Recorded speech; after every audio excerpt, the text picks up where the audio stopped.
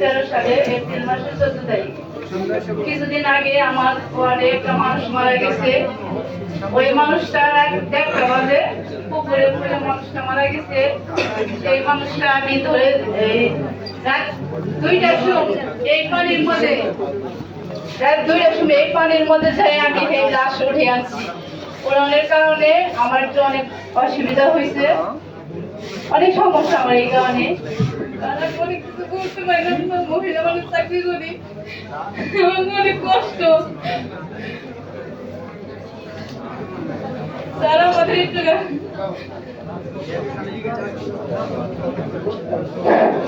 আসলে ভাই আমরা ইউনিয়ন পরিষদে যখন ডিউটি করি আমাদের পুরুষদেরই যতগুলো কথা বলা হয় তার মধ্যে আমাদের নারীরা আছে, তাদেরকে কি বলা হয় এটা আপনারা ভেবে নেবেন।